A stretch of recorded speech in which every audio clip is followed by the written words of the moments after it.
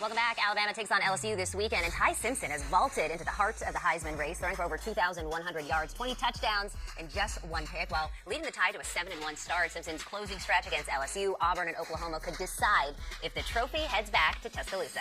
Let's take a look right now at the current Heisman odds. You got Ohio State quarterback Julian Sayin, of course, as the favorite, but inching up there in the number 3 spot is the Tide quarterback Ty Simpson at plus 340. Let's bring in our guy, CBS Sports' own Chip Patterson and former Alabama quarterback AJ McCarron, here to break it all down. Gentlemen, great to have you. As we just saw there, Ty Simpson's Heisman's push is heating up here, and the Tide are right back in the playoff mix. So, AJ, I have to start with you on this one. What are your thoughts on Ty Simpson? Well, listen, I've been high on him all year long. I mean, even after the Florida State game, I thought a lot of fans and football experts had a high expectation of him and kind of unrealistic going into the first game. My rule for him was, hey, don't go into Florida State and lose the game for him. If the rest of the team doesn't play well, that's the team's issue. But I've known Ty since high school. I've trained with him. We go to the same QB guy for years down here in Mobile, and I think the world of him. He's not only a great player, but an even better person. And it's awesome to see him finally get his time to go out and show people what he's capable of doing.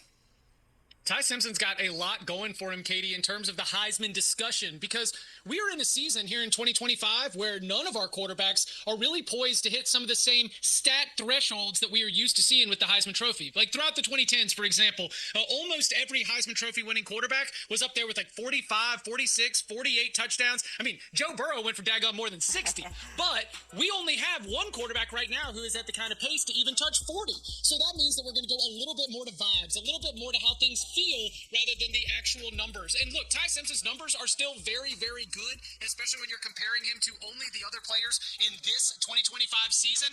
But the things like the fact that he's stuck with Alabama through coaching changes, through losing quarterback battles, and still remained committed to the program, I think that is part of the story. The coach's son, who seems to be, by all accounts, and AJ's right there as well, to just be a really great person. I think it's the kind of candidate that if we are just going on feel, you're the star quarterback of a team that's competing for a national title, and you've got all these external soft factors, it makes him a very intriguing Heisman candidate. Yeah, you got all of the stats there and the performance mixed in with some of that personal story and narrative, and certainly seems like a person of character, which AJ, of course, highlighted, knowing him personally. But, fellas, Alabama's passing game has carried the load here, right? The Tide still searching for balance, ranking 14th in the SEC in rushing. Injuries to Jam Miller and just lack of explosive runs have slowed down the ground game. So, Chip, can Bama find that kind of old-school punch down the stretch?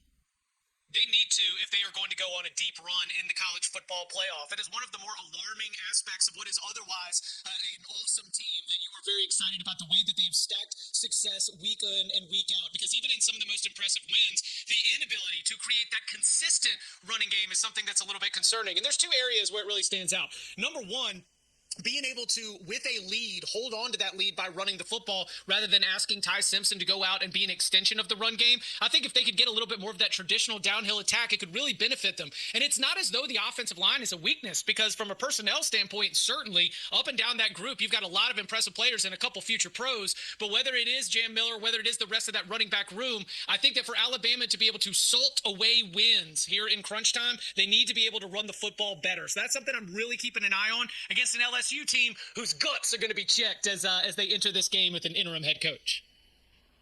See, I'm a little different from Chip. I think they've improved the last couple of weeks late in the games of 4-minute style offense and being able to put teams away by creating some explosive runs. I think you saw it in the South Carolina game. Jam had some good runs towards the end. And I'm a little different. I think the weak part of their offense is their O-line. Listen, you got Caden Proctor, who's an unbelievable, super athletic guy, has shown that, been able to make plays, catching passes, runs, everything else.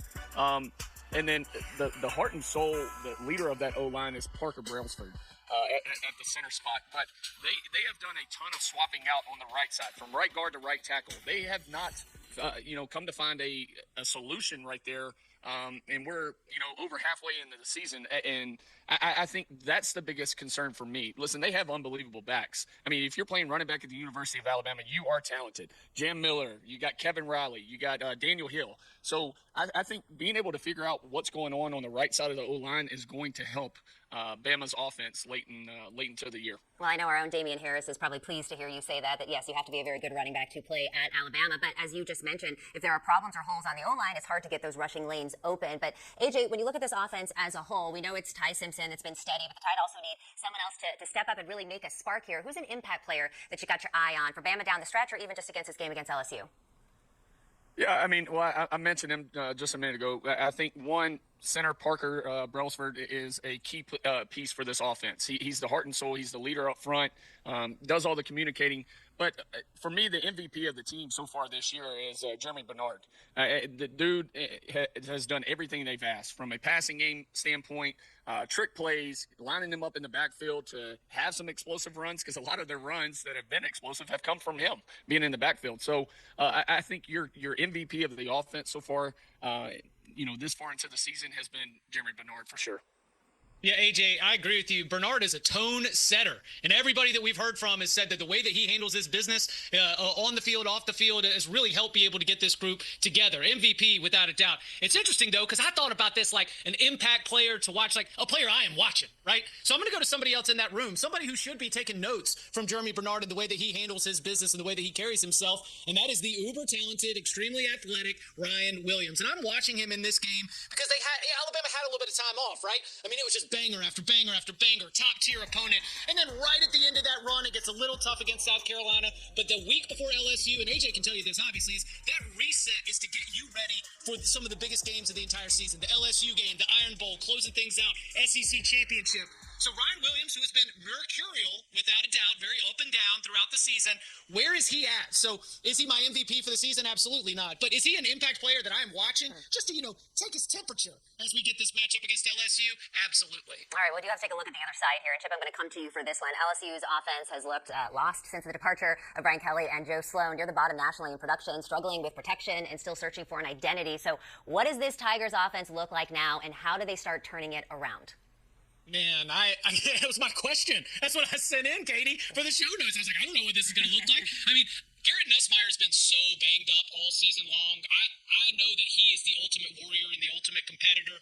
I know that he probably wants to be a part of this game. But as we do have, like you mentioned, Brian Kelly's out, but also the day after they fired Brian Kelly, they fired Joe Sloan, the offensive coordinator. So as Frank Wilson has to figure out what the offensive staff looks like, what kind of game planning, play calling, and they're putting everything together, do they entertain a change at quarterback? I don't know. Do you try to use that as a way to generate a spark or maybe catch the Alabama defense off balance a little bit? Are we going to change the way that we call the plays or that we line things up? The issues along the offensive line make it very difficult to see any kind of offensive success against Alabama in this particular game, but maybe there is the element of surprise and the extra week that you had to get everything together. But LSU's competitiveness, not just against Alabama, but all these games down the rest of the schedule, to me, are going to come down to the choices that they make offensively. And here against Alabama, we'll get to see that. Is there a change of quarterback? My guess is no, but there could be. Is there a change in philosophy? Offensive line stinks, so it might be hard, but all those are things that you've had 2 weeks to entertain. We'll see what they end up trotting out there. We certainly will. And AJ, when you look at this LSU team trying to reset without Brian Kelly, without Joe Sloan, who's the impact player that you think will help spark this offense and maybe get the Tigers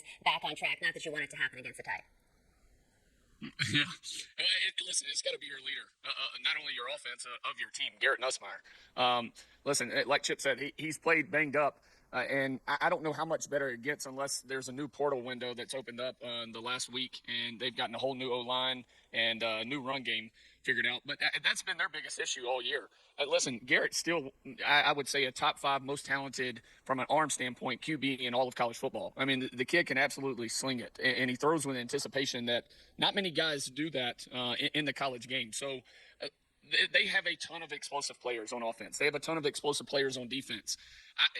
If Bama doesn't start well and fast, that could be an issue because, like I said, anytime you give the ball to Garrett Nussmeier, I like LSU's chances.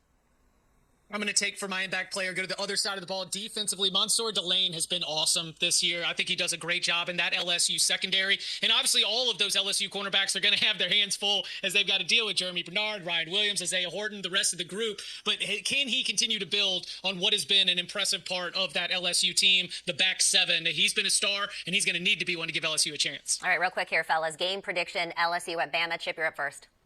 Okay, I've got Alabama 31-17. LSU shows a little bit of pride, a little bit of fight, but Alabama does what they do, and they take care of business against the Tigers. Yeah, I'm in the same boat. I think it's a close first half of the game. I think LSU comes out with some fight, different wrinkles on offense and defense from different coordinators now, some more juice. But late in the game, Alabama starts to pull away 34-20. Bama.